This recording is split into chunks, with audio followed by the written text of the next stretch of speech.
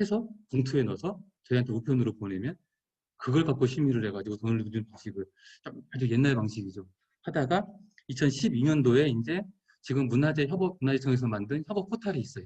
정부기관에서 만든 거죠. 그래서 거기에 이제 전자적으로 시스템으로 돈을 청구하고 증빙 자료도 뒤에 나오겠지만 거기다가 스캔이나 이런 증빙 자료도 거기다가 첨부해서 청구를 하게끔 그런 시스템이 되어 있습니다.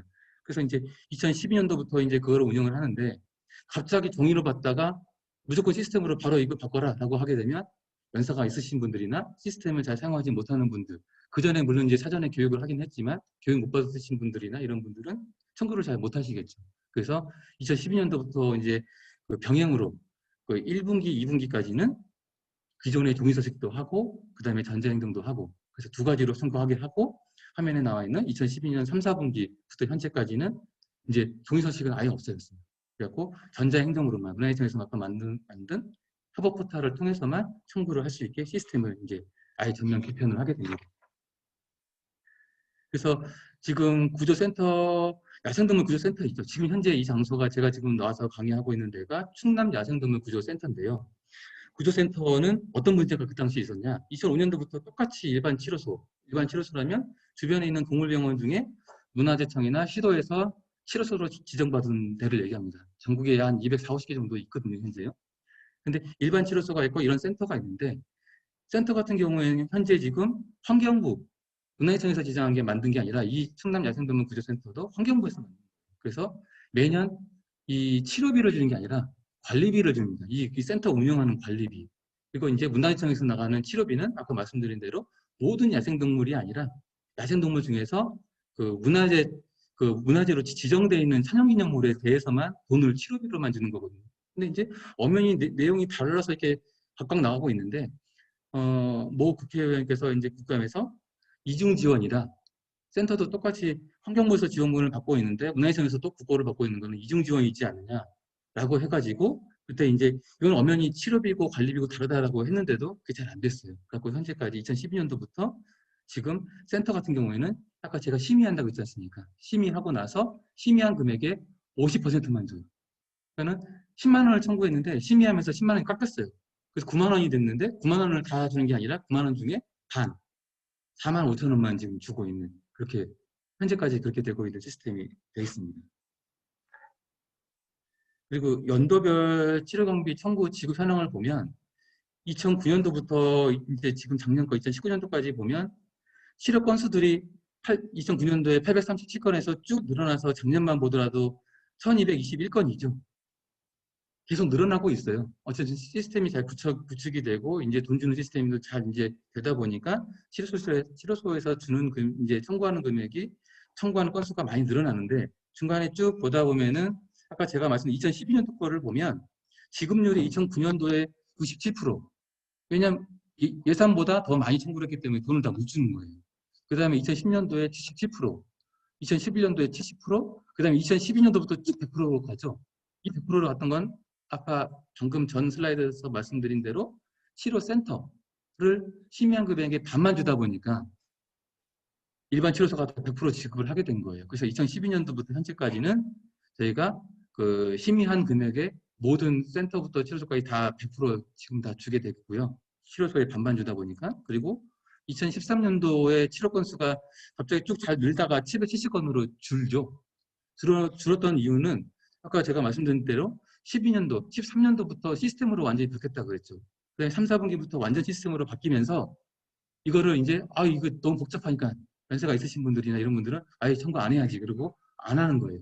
그래서 쭉 갑자기 929건으로 2012년도 가다가 13년도에 770건으로 뚝 줄어들게 됩니다. 이 원인은 아까 말씀드린 대로 온라인으로만 이제 신청을 받다 보니까 그러다가 다시 이제 이거를 배워서 어떻게 해서 이제 14년도부터 다시 이제 또 늘기 시작합니다.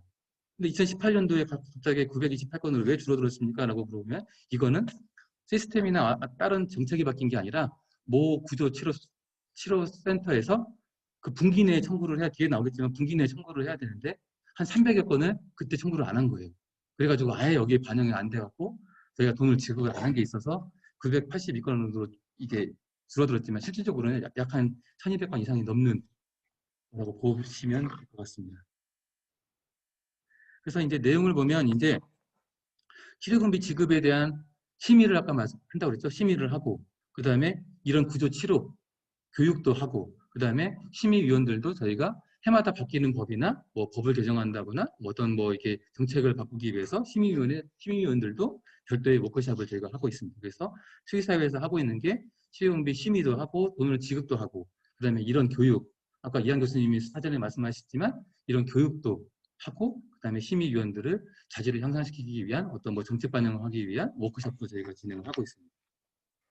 앞에서 교수님이 말씀하셔서 뭐 간단하게만 말씀드리면 이 구조치료 관리 교육이 지금 문화재청이 주최하고 천연기념물 동물유전자원은행 이한 교수님이 방금 말씀하셨던 유전자원은행과 저희 대한수의사회가 공동으로 주관해서 하고 있고요. 2005년도부터 2007년도까지는 그 당시에 그 환경부나 지자체에 있던 야생동물 담당하는 공무원분들하고 수의사분들하고 같이 다 섞어서 했어요. 하루에 5시간씩 당일날. 그래서 교육을 하다가 했는데 2008년부터 여기에 참여했던 수의사분들이나 다른 분들이 너무 교육이 좋다.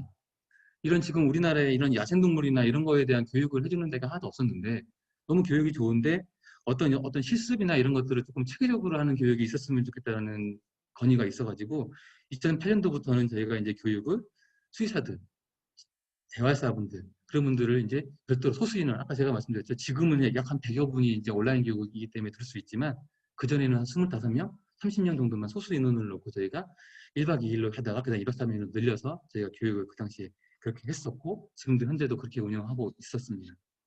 그래서 이제 이거는 교육 내용을 저희가 2017년도부터 이게 분명히 한 번 교육 받으셨던 분들도 있고 처음 받으시는 분들도 있고 하다 보니까 교육 과정을 조금 더 세분화시키는 게 좋지 않겠느냐. 기본적인 내용은 다 아는데 또 기본적인 내용을 하고 있으면 이제 그렇지 않습니까? 그래서 이제 기본 과정과 심화 과정을 저희가 나누게 됐어요. 그래서 이제 한 해 갈 때마다 그래서 2017년도 같은 경우에는 기본반을 했었고요. 18년도에는 심화반, 작년에 기본반을 했어요. 그럼 올해는 심화 과정을 해야 되는 상황인데 온라인으로 하다 보니까 심화 과정은 실습이 반 이상이에요. 한 60, 70% 실습을 하게 되는데 온라인 강의상 실습을 할 수가 없기 때문에 작년에 기본 과정으로 했는데 올해도 일단은 기본 과정을 하게 된 겁니다. 그래서 원래로 본다라고 하면 이 자리에서 저희가 심화 과정을 했었어야 되는 겁니다. 이렇게 경연제로 저희가 하고 있고요.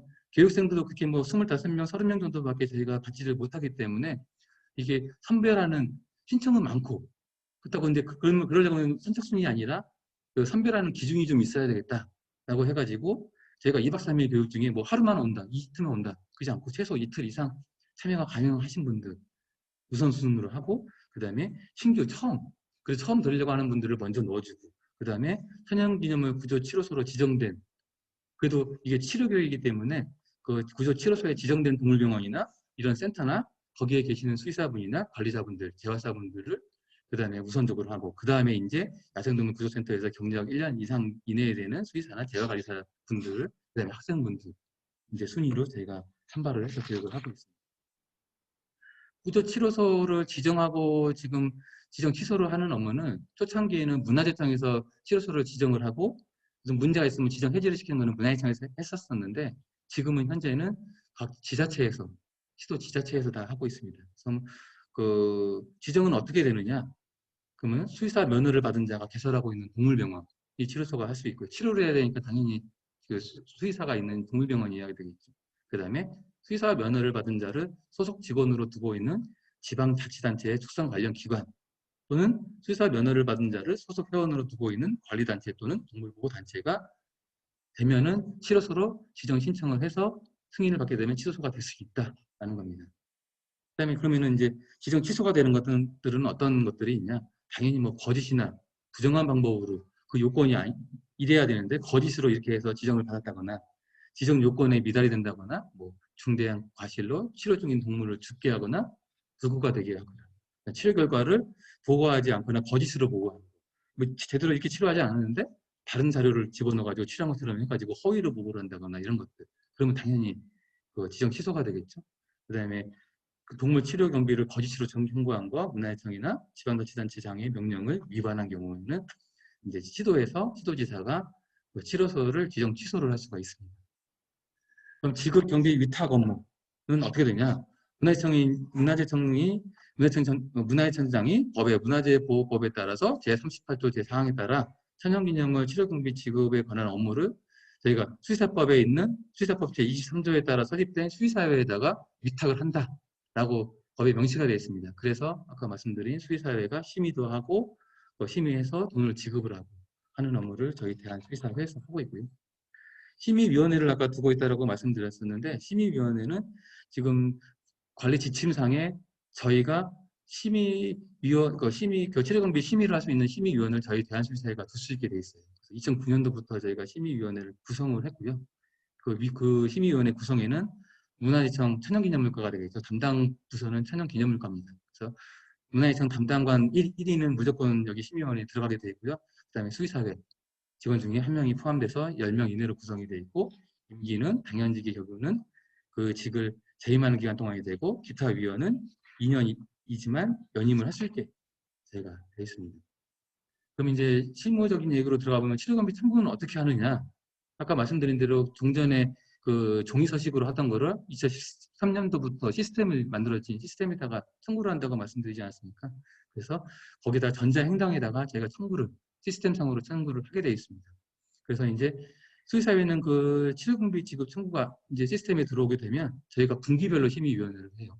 매달 하는 것도 아니고 1년에 한 번 하는 것도 아니고 분기별로 1년에 총 4번이 되겠죠. 분기별로 치료경비 심의위원회를 저희가 회의를 개최를 해가지고 그 시스템상에 청구한 그 치료소에서 청구한 것들에 대해서 치료경비 내역이나 진료기록부 등에 대해서 저희가 확인을 하고, 그다음에 거기서 이제 뭐 깎여지는 것들은 깎여지고 해서 저희가 금액을 확정해서 그 분기마다 전체 예산이 만약에 1년 예산이 뭐 1억이다 그러면은 그거를 분기별로 예산을 나눠놨어요. 그래서 그 분기 예산의 범위 내에서 저희가 심의해서 돈을 지급을 하고, 수의사회는 지급한 거를 그 아까 전자행정에다가 저희도 근거를 남겨놓고 문화유산에다가 결과 보고를 저희가 하게 돼 있습니다. 그래서 아까 말씀드린 여기 이제 치료경비 지급을 저희가 분기마다 지급을 하고 예산에 대해서 하는데, 그 분기 예산에서 돈이 남는 경우도 있어요. 그러면은 맨 마지막 4분기로 넘겨가지고 그 100% 지급을 못한 분기가 있다거나 뭐 다 지급을 못한 데가 있으면은 그 전기에 남은 분기들을 다 모아다가 맨 마지막 연말에 다시 치료소에다가 저희가 주고 있고요.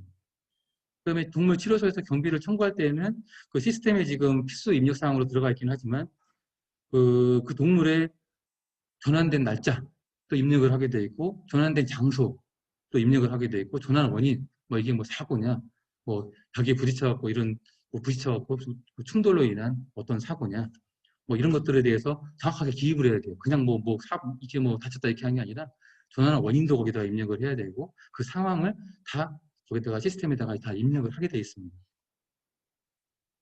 그래서 이제 그 순서를 보면 만약에 여기 충남이다 그러면은 충남에서 전환된 동물을 구조를 직접 나가서 구조를 해가지고 오기도 하고요. 다른 치료소에서 일반 사람이 아니면 소방서나 이런 데서 뭐 전환된 동물을 천연기념을 갖고 여기다가 이렇게 가지고 이쪽으로 갖다 주는 경우도 있죠. 임기가 되면 그럼 그 동물 접수가 되겠죠. 그러면 동물을 여기서 이제 치료를 하게 되겠죠. 치료를 하고 그다음에 이제 그게 이제 재활이 필요하면은 계류장에 넣어서 저희가 이제 그 재활을 거친 다음에 방생할 수 있는 상태가 되면 방생을 하고, 중간에 치료하다가 뭐 죽게 되면 폐사 처리를 하고 소각을 하고, 그렇게 해서 이제 시스템이 끝나고 그 결과를 아까 말씀드린 대로 그 분야에서 만든 협업포털에다가 입력을 하게 되면 저희 수의사회에서 분기마다 그 내용을 다 심의를 해가지고 심의한 금액을 저희가 그 치료소에다가 다 계좌로 국고를 입금시켜주는 그런 방식입니다. 관리 지침에 보면은 천연기념물 동물 진료경비 지급 기준이 있어요. 돈은 무조건 우리가 심의원들이 이거는 뭐 10,000원 주지, 이 방사선은 좀 찍기 어려운데 뭐 10만 원 주지, 이게 아니고요. 관리 지침에 진료 단가가 다 나와 있어요. 이번 년 같은 경우에는 이제 동물도 대형 동물이 있고 중소형 동물이 있죠. 그래서 대형 동물 같은 경우는 이번 일주일까지는 3만 원, 하루 단가입니다. 하루에 3만 원씩. 일주일이면 7, 3, 20일, 21만 원이 되겠죠. 이번 년. 그리고 2주차 들어가는 8일부터 2주까지는 2만 원. 3주차 들어가는 15일에서 21일까지는 15,000원 하루당 단가가. 그래서 돈을 주는 입원료 지급 기간은 딱 3주. 3주까지만입니다. 왜냐? 이거를 임의적으로 동물 들어오면 평생 충분히 시킬 수 있고 치료는 다 끝났는데 단순한 유족일 텐데 그거를 한 달이고 두 달이고 들고 있을 수 있잖아요. 그러면은 평생을 안 시키고 그냥 가지고 있을 수도 있지 않습니까? 물론 이제 그런 치료성이 별로 없겠지만, 그러면은 막 한 달이고 두 달이 갖고 있으면 계속 돈을 줘야 되기 때문에, 그러면 과잉 진료가 될 수도 있겠죠. 그래서 이거는 국고로 지급을 하는 거기 때문에 심의원들이 그 당시에 검토를 했을 때 보통 야생동물은 한 2주 정도 치료를 하면 어느 정도 치료가 되지 않겠느냐라고 해서 입원료를 21일로 끊었습니다. 그래서 이제 대형 동물과 중소형 동물의 그 하루 입원료 단가는 이렇게 돼 있고, 거기에는 그 입원료에는 먹이 비용이 다 포함되어 있고 관리 비용이 다 포함이 돼 있다고 보시면 되겠습니다. 그리고 입원이라는 거는 하루가 지나야 되죠. 우리 사람도 그렇지만은 오늘 병실에다가 오늘 나왔는데 그거는 입원입니까 아닙니까? 입원이 아니죠. 하루 거기서 병실에서 하루 있어야 자야 입원이 되기 때문에 입원료는, 그래서 여기 보면은 1일에서 7일이 아니라 2일에서 7일입니다. 첫날은 포함이 안 돼요, 입원료는. 그 진료비 지급 단가표를 보면 이제 진찰료, 사람도 병원에 가게 되면 제일 처음에 의사 선생님이 처음에 만나고 진찰을 하지 않습니까? 진찰을 해서 뭐 어디를 뭐 수술을 해야 된다, 뭘 해야 된다 하면 이제 그 다음에 이제 입원실로 가서 이제 수술실로 가서 수술을 하게 되는 거지.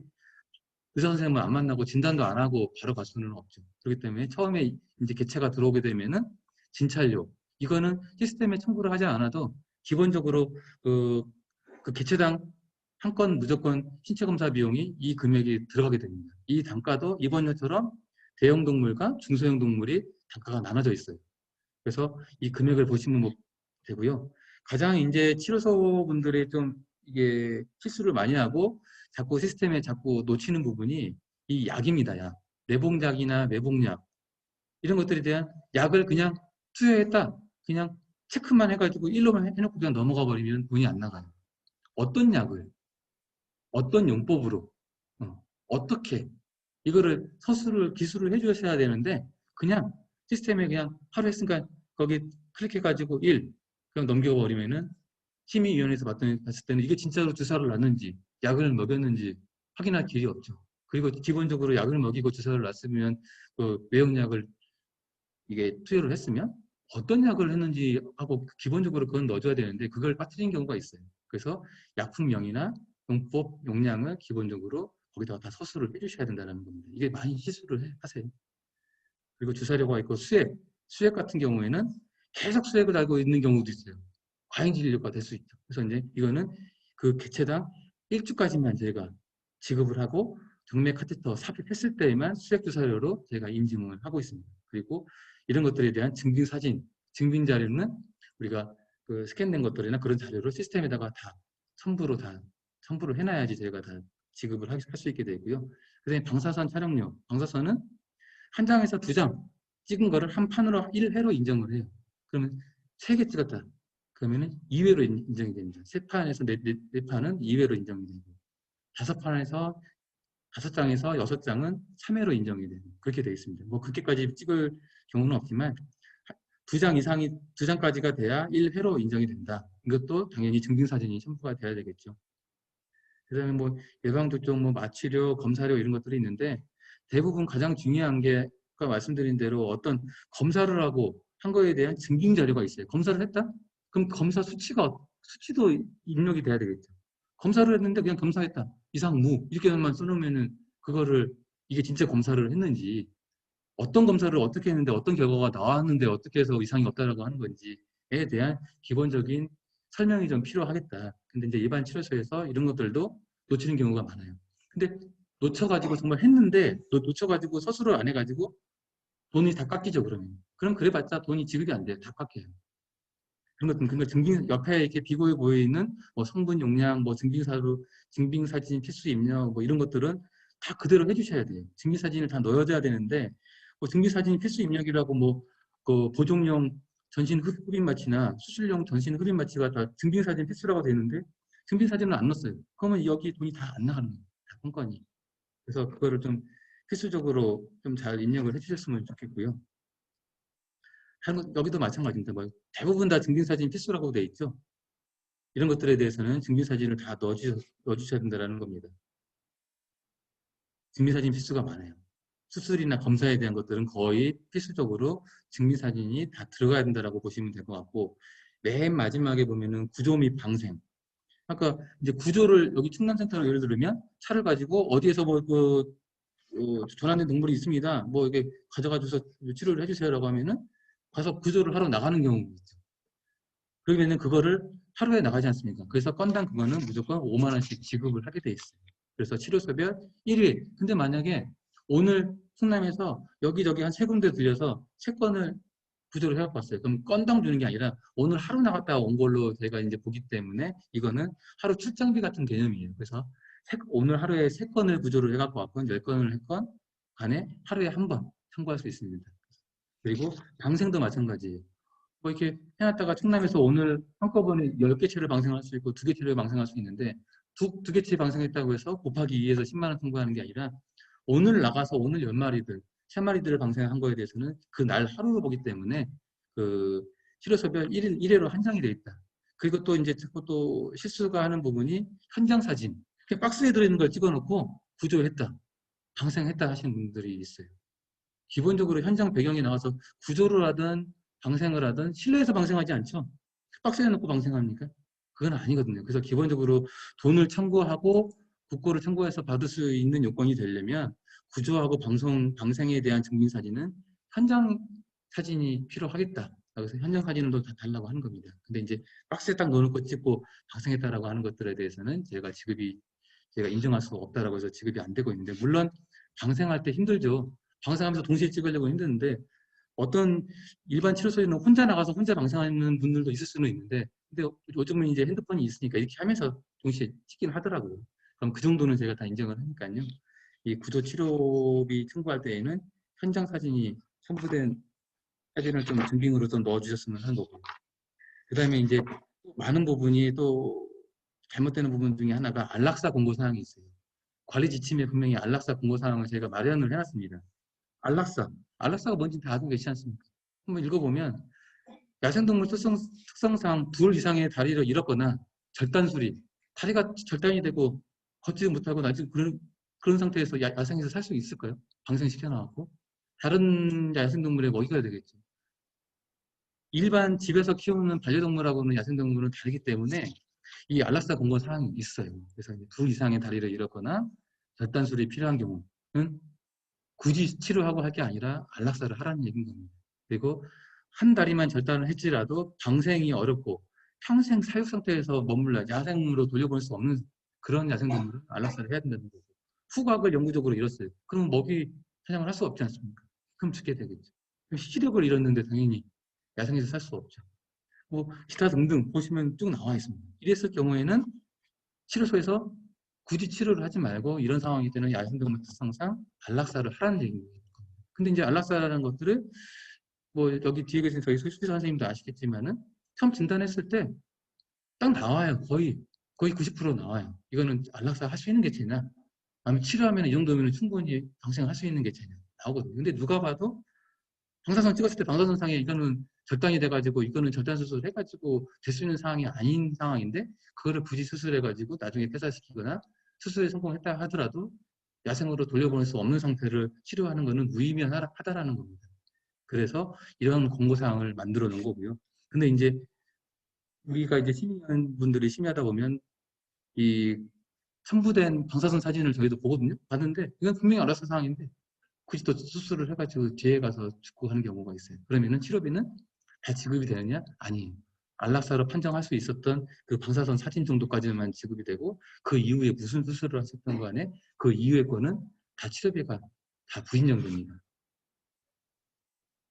한쪽 안락사가 요구되는 건이 상당히 많습니다. 이랬을 경우에는 지체 없이 잘 상황을 거기서 진료를 담당하고 있는 치료를 담당하고 있는 수의사분들이 판단을 하셔가지고 안락사를 하라는 내용입니다. 잘들 읽어보시면 아실 거고요. 그 다음에 관리 지침에도 이제 행정사항이 있는데 앞에 나왔던 것들하고 또 이제 중복이 되는 것들도 있고 아닌 것들도 있는데 보시면은 동물 치료금비는 치료 완료일 기준으로 분기 내에, 그러니까 1분기다. 그러면 1, 2, 3월 달이 1분기죠. 그러면은 해당 분기 1, 2, 3월 달 분기 내에 2월 15일, 그 다음 달 15일, 그럼 4월 15일이 되겠죠. 4월 15일 이내에 거기 시스템에다가 입력을 해야 돼요. 근데 1분기 거를 4월 16일, 17일에 입력을 하면은 돈이 아예 안 나가요. 10원 한 장. 왜냐면 심의 대상에서 빠져요. 아예. 그래서 지난 분기의 치료권에 대한 청구권은 심의 대상에서 아예 제외가 되기 때문에 뭐 안락사 상이냐 뭐 치료를 제대로 했냐 뭐 했냐 이거 보지도 않아요. 그냥 바로 반려가 됩니다. 10원 한 장 안 나가게 되는 거예요. 그래서 그 분기 내에 꼭 청구를 해라.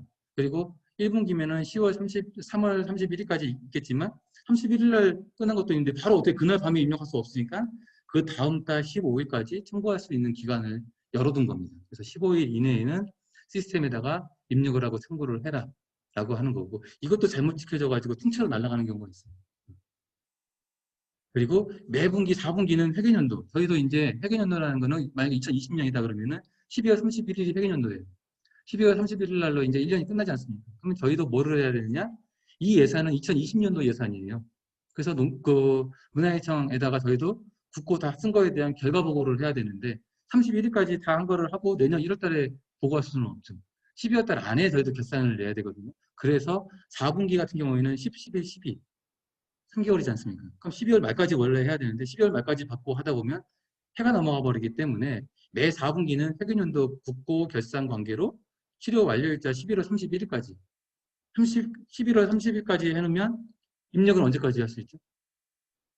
제가 다음 달 며칠까지 할 수 있다고 했죠? 입력은 15일 동안 늘어난다고 했죠? 그럼 12월 15일까지 입력을 할 수 있는 거예요. 그럼 심의는 언제 하느냐? 12월 15일 이후에 해야 되겠죠. 그럼 바빠지죠. 12월 16일 날 바로 우리가 심의를 했다. 그럼 16일 날 심의한 것들을 다 정리를 해가지고 치료비도 나가야 되고 12월 30일 그 올해 해 안에 또 결과 보고도 해야 되고 그렇게 되어 있기 때문에 4분기만 매분기 4분기만 11월 30일로 하는 거고요. 그러면 12월 달에 치료한 건 그 다음 년도 1월 달에 청구할 수 있게 해놨습니다. 그래서 그 올해 같은 경우는 올해 12월 1일 그 12월 1일에서 12월 31일 거는 내년 2021년도 1분기에 포함해서 심의해서 돈이 나가요. 그런 시스템이 돼 있다. 그 다음에 뭐 방사선이나 각종 검사, 처치, 수술 항목에 대해서는 필요한 검사도 무조건 그냥 막 하는 게 아니라 그냥 돈 벌기 위해서 뭐 아무렇지도 않은 것처럼 막 풀스크린 하듯이 뭐 그냥 뭐 다 검사하면 안 되겠죠. 뭐 어느 정도 사유를 뭐 이런 검사를 하고 이런 수술을 했을 때는 어떠하기 때문에 수술을 하고 검사를 한다라는 사유도 좀 기재가 돼야 되겠고 당연히 증빙자료라면 거의 사진 증빙 자료예요. 사진 증빙 자료를 요즘은 이제 뭐 핸드폰이 다들 있기 때문에 바로바로 찍어서 해놨다가 거기다가 시스템에다가 첨부를 해주시면 되겠습니다. 증빙 자료 없으면 아까 말씀드린 대로 다 건건이 다 불인정이 되기 때문에 증빙 자료가 꼭 필요하고요. 그 앞에서 말씀드린 안락사가 요구되는 건임에도 불구하고 치료를 하게 한 경우는 안락사로 판단되는 시점 거의 대부분 그게 이제 방사선으로 볼 수 있는데 그 이후에 입원료나 치료비는 저희가 지급을 안 해요. 그다음에 명백한 과잉이나 허위 진료 이런 경우도 있어요. 사진이 안 맞아요. 전환된 사진은 A 개체인데 맨 마지막에 방상했던 개체는 B 개체예요. 누가 봐도 완전히 다른 개체예요. 그럼 이거 허위지 않습니까? 이거는 뭐 안에 있는 내용을 심의할 필요도 없어요. 개체 사진이 하나여야 되지 않습니까? 모든 개체가 처음에 들어왔을 때부터 나갈 때까지 하나였는데 그런 경우도 있어요. 물론 이게 이제 과잉으로 볼 수 있느냐 하다 보면 너무 여러 개체를 하다 보면은 컴퓨터 파일에서 잘못 이제 첨부를 해가지고 되는 경우도 있는데 근데 어찌됐든 심의위원들이 직접 본 수술 상황이 아니기 때문에 우리는 시스템상에 들어와 있는 것만 보고 심의를 하다 보니까 당연히 개체가 사진이 안 맞으면 그건 볼 것도 없죠. 바로 그냥 날려버립니다. 그런 것들. 물론 이제 그걸 허위로 하는 경우도 있을 수도 있지만 그런 경우는 없다라고 저희는 생각을 하는데 그거를 명백한 과잉이나 허위 진료를 했을 때에는 제가 지급을 하지 않고 그게 반복적으로 어떤 치료소에서는 그 반복적으로 이렇게 나온다. 그럼 이건 정말 허위로 볼 수 있구나 라고 생각해가지고 제가 분야시장에다가 이거는 치료소 지정 해지 사항에 해당이 된다라고 저희가 건의까지 올리고 있습니다. 입원료나 진료비 아까 말씀드린 대로 계속 과잉 진료가 이루어질 수 있기 때문에 저희가 그 3주까지 21일까지만 저희가 지급을 하고 21일 이후 것들은 제가 지급을 안 하고 있죠. 근데 어떤 건에 대해서는 정말 장기간 치료해야 되는 건들도 있어요. 뭐 납중독이라던가 뭐 이런 것들에 대해서는 예후를 계속 보고 더 뭔가를 해줘야 되기 때문에 그랬을 때에는 치료 연장 사유를 거기다 써주고 내용을 주면 심의위에서 그걸 검토를 해서 이 개체는 이 상태에서는 한 달 이상 돈을 줄 수 있겠다. 라고 하면 한 달 이상도 줄 수가 있게 돼 있습니다. 그건 이제 심의위원회에서 저희가 판단을 하고 있고요. 그 다음에 당연하게 접수 상태, 전환된 거로 접수된 상태하고 종료 시점의 사진이 꼭 있어야 돼요. 어떤 거는 전환된 사진이 안 붙어 있어요. 그 다음에 끝난 사진이 없어요. 기본적으로 동물이 들어오면 들어온 거, 방생을 했던 죽었던 뭐였던 이게 끝난 결과 사진이 있어야 비교가 되는데 두 개 중에 하나가 없다라고 하면은 이것도 심의 대상이 아니기 때문에 저희가 바로 다 반려가 됩니다. 그래서 접수 시작 시점과 종료 시점의 사진이 꼭 필요하고요. 아까 자주 실수가 있는 구조나 방생에 대해서는 현장을 확인할 수 있는 사진이 꼭 필요하다. 그 다음에 사실 이제 마무리껏 정리를 좀 해보면 분기별 예산은 어떻게 아까 제가 분기별로 예산을 나눠 놨다고 하지 않았습니까? 연간 전체 치료비 예산이 만약에 1억이다. 그러면은 최근 4개년, 최근이면은 19년도, 18년도, 17년도, 16년도 거를 4개년도를 청구된 치료비 비율로 금액을 나눠요. 그러다 보니까 1분기는 약 한 25%가 되고 2분기는 한 30% 되고 3분기가 제일 많네. 3분기 한 40% 되고 막 그래서 그 금액을 1억을 이렇게 그 비율로 나눠가지고 예산을 제가 책정을 합니다. 그래서 매년 분기별 예산은 조금씩 차이가 있을 수 있습니다. 그 진찰. 아까 제가 처음에 들어왔을 때는 들어오자마자 청구를 안 해도 무조건 시스템상 그 진찰료는 무조건 나가게 되어 있습니다. 그 내용은 뭐 처음 인수된 동물의 상태를 점검을 신체 검사를 해야 되겠죠. 얘 상태가 어떤지, 외상이 있는지, 뭐 어떤 상태에 있는지, 뭐 피부병이 있는지 뭔지 이런 것들을 기본적으로 수의사 선생님이 보셔야 되기 때문에 그거는 청구를 안 해도 시스템에서 자동적으로 건당 한 1회는 무조건 지급이 되고 있는 그 진찰료의 개념이 되겠고요. 그러니까 실수하기 아까 쉬운 것들의 치료소들에서 내복량, 외복량 주사료에 대해서는 1일 1회만 이거는 문제 이제 시스템을 지금 바꿔놔가지고 1일 2회, 3회 올려도 올려지지가 않게 돼 있지만 가장 실수를 많이 하는 게 약품명이나 용법 명량이 빠져 있는 거는 아무리 많이 올려도 다 지급이 안 되고 있다. 수액주사료 같은 경우는 전체 중에 일주일만 지급을 하고 있고 말씀드렸던 방사선 두 판 인쇄를 1회로 인정한다. 그리고 그런 것도 있어요. 똑같은 자세로 2개, 3개 찍어봤자 아무 소용이 없어요. 방사선이라는 거는 이렇게도 찍고 눕혀서도 찍고 뭐 다리만 먹으시면 다리만 찍던지 뭐 이렇게 나눠서 뭔가 목적을 찍어줘야 되는데 똑같은 거를 2개, 3개 무의미한 것들을 2개, 3개 찍어놓고 청구하게 되면 인정이 다 안 되겠죠. 그런 것들입니다. 그러니까 같은 자세의 중복 촬영은 지급이 되지 않는다. 그다음에 안저검사는 어떤 이제 이것도 매번 한다고 주는 게 아니라 그런 건들이 있어서 안저검사 같은 경우는 전체 치료일 중에서 2번만 인정하고 물리치료는 주 3회만 인정한다. 이거는 관리 지침에 다 규정으로 다 남겨져 있고 시스템으로 제가 다 막아놨기 때문에 더 청구하고 싶어도 청구가 안 되게 되어 있습니다. 그다음에 각종 검사나 치료에 대한 증빙자료 계속 말씀드리는 것들은 이거는 실수를 많이 하고 해놓고도 증빙자료로 입력을 안 해서 돈을 못 받는 경우가 있기 때문에 제가 계속 반복적으로 말씀을 드리는 거고요. 구조 및 방생, 아까 말씀드렸던 직접 하루에 그 개체 건당이 아니라 일수로 계산을 한다. 하루에 뭐 100마리를 방생했건 100마리를 제가 구제해왔건 그거는 1일 1회 한 번만 되는 거고 그 다음에 청구할 때에는 현장 사진이 같이 돼 있는 그 현장 사진이 같이 돼 있는 사진을 첨부를 해야 제가 인정이 된다. 그 다음에 아까 인수된 사진, 폐사된 사진, 처음과 끝의 사진이 꼭 들어가야 되고 그 다음에 이제 이번 료에 보면은 제가 딱 2가지 카테고리로 나눠졌다고 보시면 돼요. 진료기록부에 보면은 하루하루에 대한 입원 관리 일지를 쓰게 돼 있고요. 그러니까 먹이는 뭐 줬고 이게 제가 몸무게가 어떻게 되고 오늘은 날마다 재야 되겠죠. 오늘은 몸무게가 뭐였고 뭘 먹었고 상태가 활발한지 뭐 어떤지 그걸 다 관리치를 다 쓰게 돼 있어요. 근데 그것도 그냥 엉망으로 써놓은 경우가 많아요. 몸무게 변화도 없고 기본적으로 이 개체는 몸무게가 평균 이 정도밖에 안 나가는데 그것보다 훨씬 많이 말도 안 되는 몸무게가 써 있기도 하고 말도 안 그러니까 다 어떤 거는 컨트롤 C, 컨트롤 V 똑같아요. 그냥 너무 티가 나게. 그러니까 관리 일지라는 게 어떻게 보면 굉장히 제일 중요한데 그런 것들이 너무 허위로 누가 봐도 잘못되어 있는 그런 것들이 많이 있습니다. 그래서 뭐 개체 상태라거나 아까 말씀드린 몸무게라거나 먹이는 뭘 먹었고 어떻게 뭐 이게 상태가 어떻게 변화가 되는지를 쭉 써줘야 되는데 왜 그러냐면 거기 상태에는 활발하고 먹이도 잘 먹는다고 되어 있어요. 근데 갑자기 죽는 경우 물론 이제 갑자기 뭐 합병증으로 죽을 수도 있지만 그런 경우도 있고 막 상태가 안 좋대요. 밥도 안 먹는데요. 근데 그 다음날 방생을 시켰다는 개체도 있고 이게 앞뒤가 안 맞는 거죠. 밥도 안 맞고 애가 침울하게 있고 움직임도 없고 그러는데 다음날 어떻게 방생을 시킬 수가 있습니까? 그러니까 안 맞는 거죠. 그만큼 너무 신뢰할 수 없는 자료로 입력하는 경우들도 많이 있습니다. 그리고 안락사, 아까 계속 말씀드린 안락사 관리침해 행정사항에 있는 안락사가 요구되는 건임에도 불구하고 치료를 한 경우에는 안락사로 판단된 시점 이후의 것에 대해서는 제가 지급하지 않는다. 그래서 그 관리 지침을 잘 좀 보고 하실 필요가 있을 것 같습니다. 뭐 개체 인쇄 사진 계속 나오지만은 종을 제일 먼저 하는 게 종 확인이에요. 아까 말씀드린 대로 문화유산에서 받은 예산은 야생동물 치료비에 대한 것들을 주는 게 아니라 저희가 천연기념물이라고 했지 않습니까? 근데 실수는 할 수 있죠.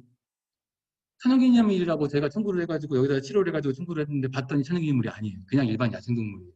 그러면은 안타깝지만 치료비를 줄 수가 없죠. 이 예산은 천연기념물 치료비에 대한 예산이기 때문에 열심히 막 해갖고 거의 뭐 70만 원, 80만 원을 막 3주 동안 해가지고 올렸는데 봤더니 안타깝게도 천연기념물이 아니어서 반려가 되는 그런 건들도 있습니다.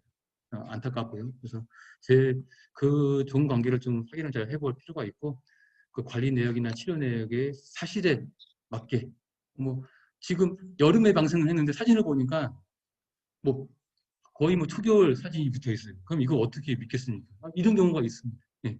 그리고 겨울에 방송했다고 했는데 본인이 반팔 입고 있어요. 얼마나 황당해요. 그럼 그거를 다른 걸 이게 그 자체에서 신뢰가 안 가는 거죠. 예. 물론 그분은 잘못된 사진을 붙였을 수도 있지만 말이 안 되지 않습니까? 12월에 방송했는데 반팔을 입고 있습니다. 근데 뒤에 뭐 꽃도 있고요, 12월인데. 그런 사진이 붙어 있는 경우도 있습니다.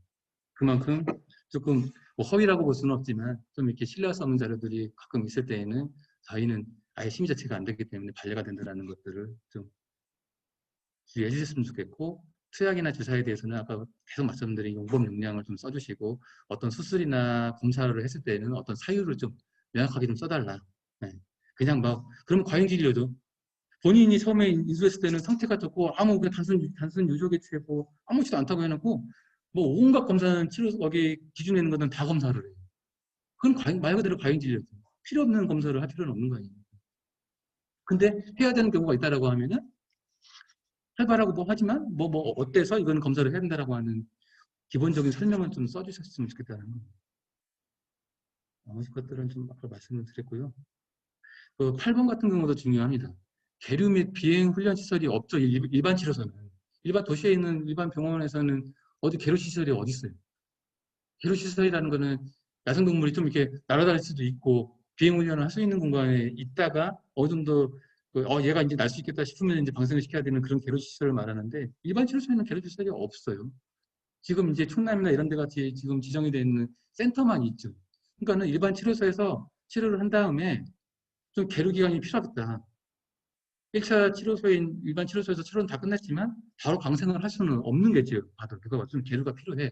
그런다면은 그냥 받을 데가 없으니까 방생시키고 나 청구해야지. 이러면 안 되겠죠. 그럼 걔는 맨날 치료하고 걔는 나가서 죽겠죠. 그럼 치료하는 의미가 뭐가 있습니까?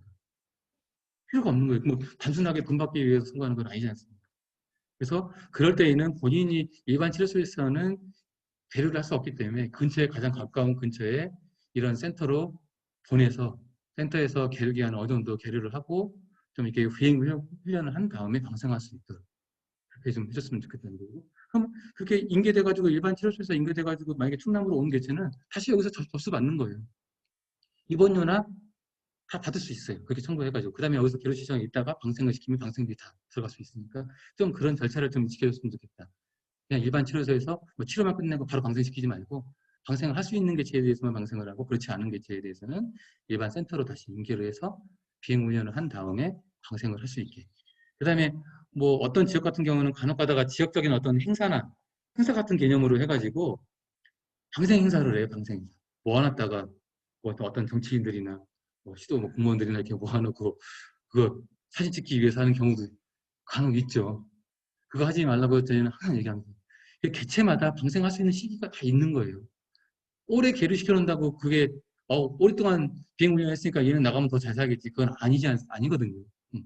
방생할 수 있는 시기가 있고 그 개체마다 다 개체 시기가 있는데 분명히 먼저 방생을 시켰어야 되는데 안 시켜놓고 모아놨다가 나중에 방생 행사를 해야 되니까 모아놨다가 한 20마리 모아놔야지. 방생할 때 뭐 한두 마리 날릴 수는 없으니까 많이 모아놔야지. 했다가 방생하는 거. 그건 안 되죠. 그런 것들에 대해서는 저희가 이제 방생에서 금지를 얘기를 하고 있고요. 그다음에 그 나머지는 시기나 이런 것들을 말씀드린 거고 단기 입원시키는 거. 그냥 단순하게 유족개체인데 아무런 외상도 없고 아무것도 없는데 그냥 21일까지 준다라고 하니까 그냥 21일 꽉 채우다가 방생하는 거? 그거 안 되겠죠.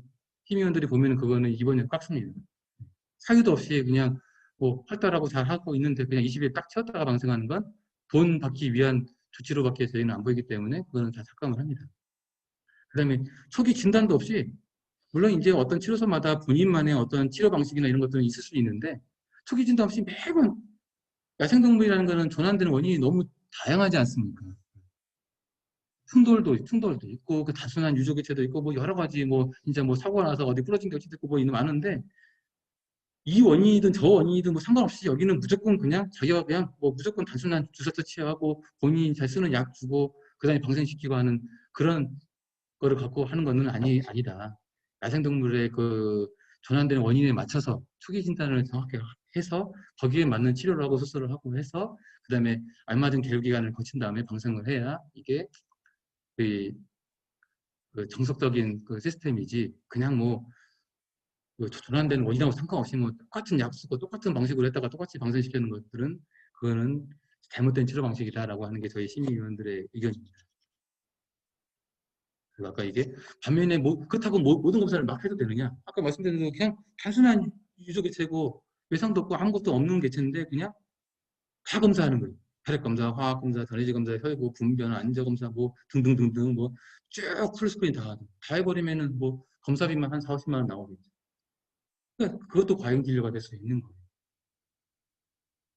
이게 이제 충남에서 예전에 이제 충남 거를 보여드린 게 충남이 좀 이제 이걸 초창기부터 해가지고 잘 시스템을 잘 써요. 그래서 이제 제가 참고로 이제 다른 데 것도 볼 필요가 있으니까 이렇게 제가 캡처를 해서 올리는 건데 이렇게 보면은 시스템에 이렇게 전환된 장소, 방생 장소 다 쓰게 돼 있어요.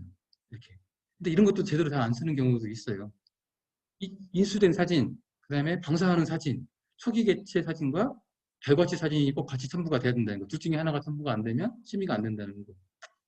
이렇게 이게 이제 그 관리 내역이에요.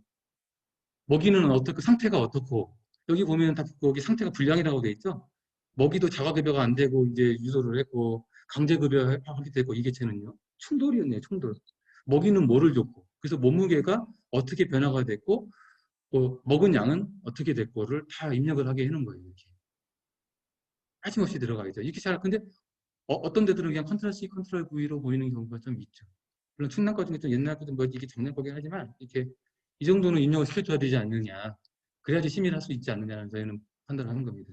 이렇게 약물, 약품명, 용법 용량 이렇게 써줘야 돼요. 이렇게 기본적으로. 구조방송 충남 잘 써놨죠. 마지막에 보면은 어디서 어떻게 뭐 어떻게 해가지고 뭐 이거 어떻게 했다까지 설명을 이렇게 다 써줘야 된다는 거예요. 이 정도로. 그리고 옆에 보면은 증빙사진 다 붙어 있지 않습니까? 만약에 방사선이라고 위에서 두 번째 8월 30일 날 방사선 있는데 여기가 첨부가 안 돼 있어요. 그러면은 당연히 돈이 안 나가고. 방사선 찍었으면 당연히 첨부가 들어가 있어야겠죠. 증빙자료가. 방생도 마찬가지고. 방생 사진 잘 안 보이긴 하지만 저기 보면은 야외죠? 박스에 그냥 들어있는 그런 게 찍은 게 아니지 않습니까? 이렇게 야외에 있는 사진이 같이 첨부가 돼 있어야 되겠죠.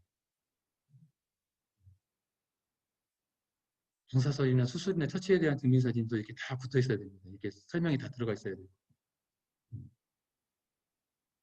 이 정도는 스탠다드하게 이 정도는 조금 해주셔야 심의가 되고 할 수 있다라고 제가 판단을 하고 있는 거고요.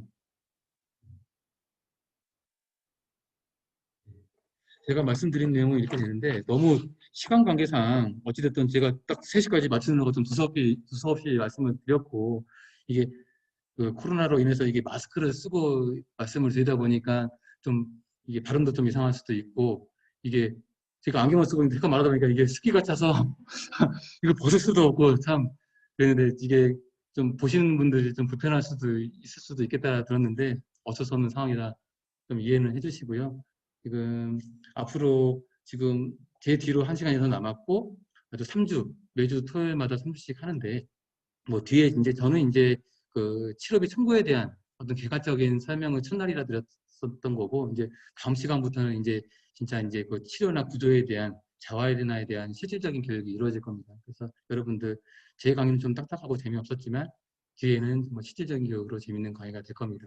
아무튼 이렇게 긴 시간 이렇게 지금 온라인으로 계시는 분들도 너무 감사드리고 이렇게 바쁜 쉬는 날 토요일 날 이렇게 한 10여 분 앞에 저를 위해서 나와주셔서 너무 감사드립니다.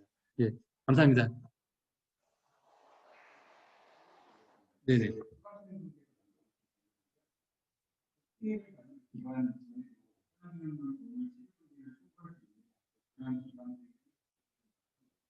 치료소로 지정이 지금 어떤 데인지 모르겠지만 치료소로 지정이 받은 데야 되겠죠.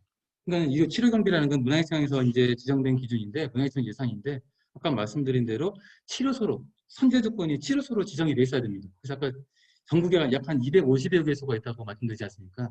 지정이 돼 있어야 돼요. 지정이 안 돼 있는 데서 이 시스템에 들어갈 수도 없죠. 아이디가 없으니까. 치료소로 지정이 먼저 돼 있고 그 다음에 여기다 청구를 해야 되고 근데 우리나라에 지금 18개 센터가 있는데 센터 같은 경우는 아까 말씀드린 대로 심의한 금액의 50%만 지급이 되고 일반 치료소는 심의한 금액의 100% 지급이 된다. 그걸 먼저 말씀드리고 싶습니다. 예. 네. 네네.